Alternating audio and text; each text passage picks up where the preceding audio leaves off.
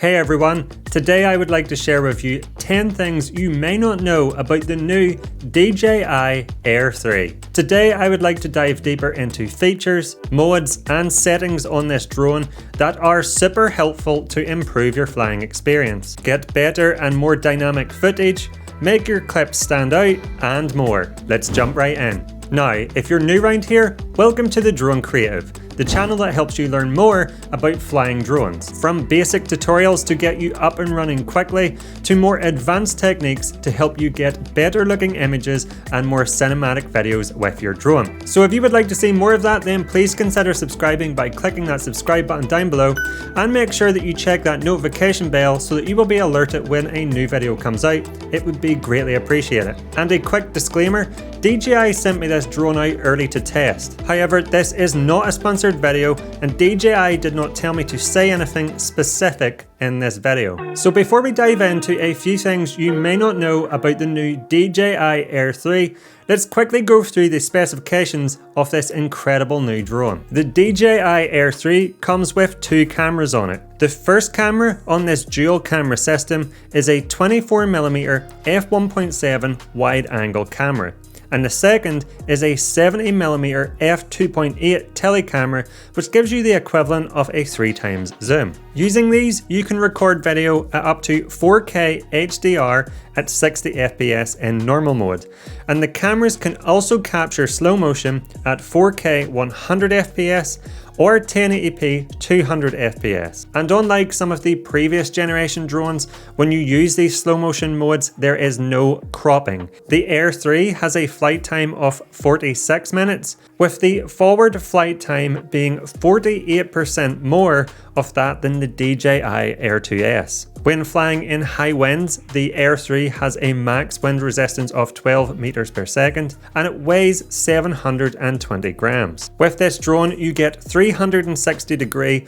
omnidirectional obstacle avoidance using the two fisheye sensors on the front and back, which can see up to 18 meters forwards and backwards and 30 meters laterally, while the bottom is equipped with binocular lenses and a 3D infrared sensor. You can also choose if the drone will brake or bypass obstacles it detects using APAS 5.0. You also get Active Track 5.0, where the drone can follow you doing activities such as hiking. And again, omnidirectional obstacle avoidance works while tracking, which is great because if the drone is tracking you flying sideways, it can detect obstacles coming up to its side and fly around them in bypass mode and continue tracking. Active Track 5.0 can also lose sight of you or the subject you're tracking and start tracking again automatically once it picks you back up. You also get smart features such as quick shots, master shots, hyperlapses, panoramas, waypoints and cruise control. Each camera can capture images at 12 or 48 megapixels, and for the color profiles, both cameras can record in normal, D-Log-M and HLG. You also get advanced return to home. Now in the normal return to home setting, you set a return to home altitude.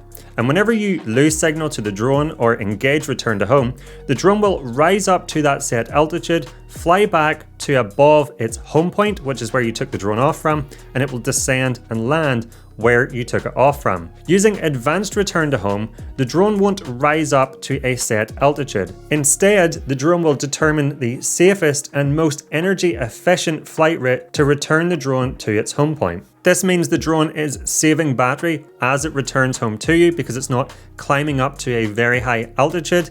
And this is good because if the drone is returning back to you because of a low battery, it's very good that it's preserving as much battery as possible. Now the DJI Air 3 also has an improved transmission system, OcuSync 4.0. This uses a 6-antenna system made up of 2 transmitters and 4 receivers, and they have also added a new frequency band of 5.1 GHz when flying in Europe. This means that when flying at a low altitude or through or around obstacles, the video transmission signal is more stable and reliable. It allows a max range of 20 km FCC or 10 km CE, although if you are flying in an area with strong interference, such as an urban landscape, you are more likely to get a range between 1.5 to 4 kilometers. The drone also comes with 2 new controllers, the DJI RC2, which is an upgraded version over the DJI RC, that's the controller with the built-in screen, and features 2 new fold-out antennas and a new processor, and the new DJI RC-N2, which is an updated version of the DJI RC-N1,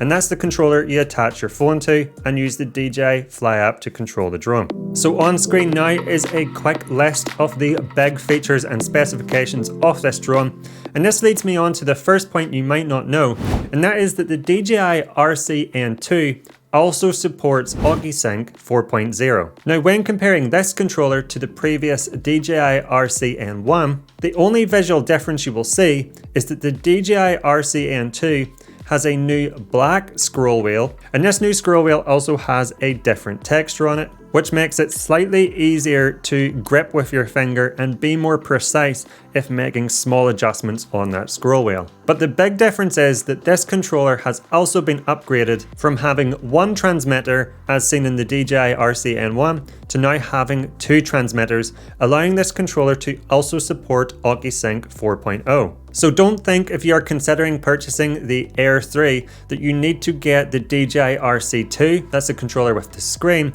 to get the benefits of OcuSync 4.0. This controller, the DJI RC-N2, will also support OcuSync 4.0, allowing you to get the massive benefits of that improved transmission system that allows you to have a greater range, but more importantly, if flying the drone around obstacles or low to the ground, to have a much more stable and reliable connection. Now, the next thing that you might not know is that the second 3x telecamera is not just for zooming. You can get some amazing creative effects using this second telecamera that can make the clips you capture with this drone stand out from the crowd and just have a completely different feel. The parallax effect is where, as the drone moves, the foreground and background appear to move at different speeds, giving you this awesome effect. Now, the reason why a 3x telecamera can make this effect even better is because it allows you to fly the drone further back away from your subject, change to the 3x telecamera to zoom back into that subject so they are the same size in the frame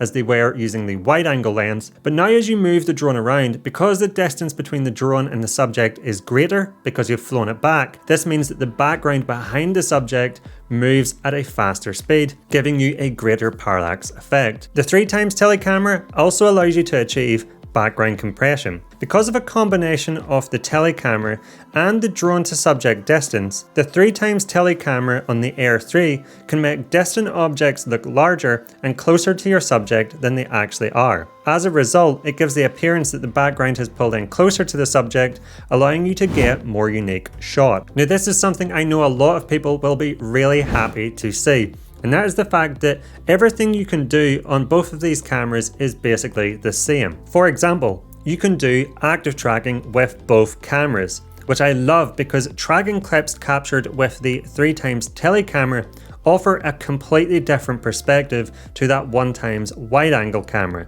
You can also do hyperlapses, quick shots, master shots, and waypoints with both cameras. So far, the only mode I have found that doesn't work with the 3x camera is panoramas. With panoramas, you can only use that 1x wide angle camera. Both cameras also have 3 color profiles. Normal, D-Log-M, and HLG are available on both the cameras. If you remember when the original Mavic 3 came out, the 7x telecamera was pretty limited. It lacked manual video controls and raw images. Now, that was later fixed with a firmware update to the original Mavic 3, making that 7x telecamera much more useful, but it's nice to see that that issue is not here on the Air 3, and right out of the gate, both cameras basically have identical functionality. Now, if you're somebody who likes to capture clips for social media platforms such as Instagram, you will be happy to know that you can capture 2.7K vertical videos on the Air 3. Now, it's important to point out that the camera gimbal doesn't rotate round like it does on the DJI Mini 3 Pro, for example. This is a crop to achieve this 2.7K vertical video. But it's nice that you can still get that 2.7K quality in vertical mode, and to be honest, that's probably more than enough if you're uploading to social media platforms such as Instagram. Now in this mode, a feature I really like is that it now shows you on the screen where it is cropping out. So you can see what will be in the vertical video and what will get cropped out as you record. And so if you have a subject where the sides are in that crop area, you can simply fly the drone slightly further back to make sure that when it's reduced down to that vertical video, your entire subject will be in the frame. This 2.7K mode also works with active tracking, which is great because if you're trying to get a vertical video of yourself doing activities such as hiking, you can now do that with the Air 3. And lastly, you can also capture hyperlapses in this 2.7K vertical mode. Speaking of hyperlapses, a really nice quality of life improvement with the Air 3 is that hyperlapse generation is now much faster. If you are familiar with capturing hyperlapses, you will know that once you have stopped capturing your hyperlapse, the drone will go through this process where it stitches the images together and generates your hyperlapse. With the Air 3, the generation algorithm has been improved to significantly reduce the waiting time for hyperlapse generation in the air. Here's a quick comparison between the new DJI Air 3 and the DJI Mini 3 Pro in terms of the hyperlapse generation time.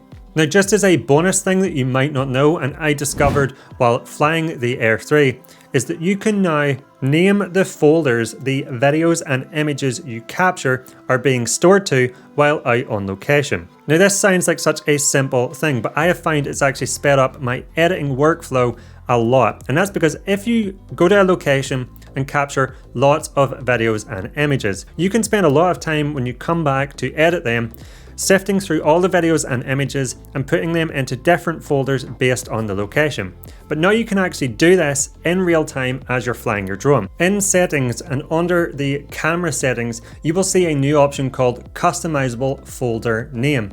And this allows you to name the folder that the videos and images are being stored into as you capture them with your drone. So if I go to my first location, for example, a location called Tor Head, I can set the folder name to be Tor Head. And then when I go to the second location, again, let's say I go to an area called Ballantoy, I can go back in and change the folder name to Ballantoy. And this will store the specific clips I capture in each location in a folder by that name, so that when it comes to editing, I don't have to sift through the videos and images and do that after the fact because it's already done and stored on the drone's microSD card. Now, the DJI Air 3 has a very fast ascent and descent speed, and it's really noticeable, especially when flying in sport mode.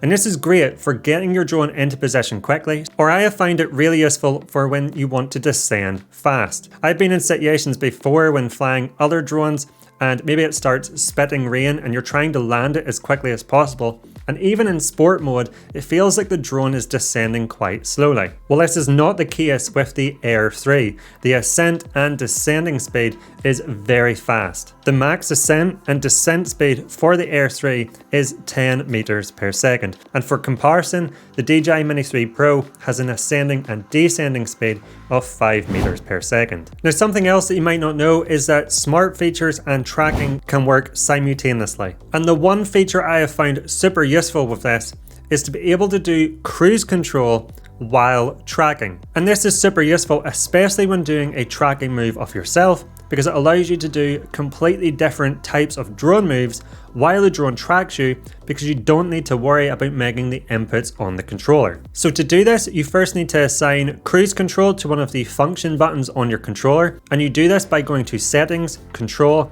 Button Customization, then choose the function button you want to change to the cruise control mode. Select the option for that function button and select cruise control. And then you want to go back to camera view and draw a tracking box over the subject you want to do a move around. With tracking in spotlight mode, you then want to start doing a drone move using the joysticks on the controller. So in this example, I'm starting to fly back away from myself while also rotating around to the left. And once you have the move the way you would like it in terms of speed and the rotation, press the cruise control button and that will lock that movement in. It will lock them joystick inputs in, and you can take your hands off the joysticks completely and the drone will continue to do that move.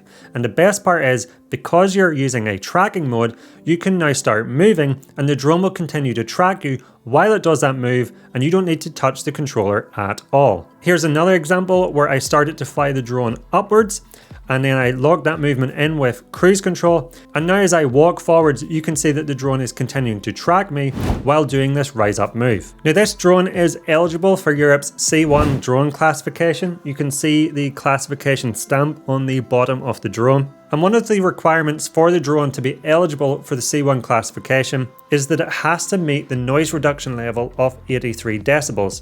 And you can see by the classification label on the bottom of the Air 3, it produces no more than 81 decibels. Now, the noise a drone makes is becoming an important factor nowadays. The less noticeable the drone is when you are flying, the better flying experience you will have. YouTube is full of drone confrontation videos where people are having usually unnecessary confrontations when out flying. Luckily, drones are getting quieter and quieter, and the Air 3 is no exception. Let's now quickly compare the noise of the Air 3 to a few other drones in DJI's range.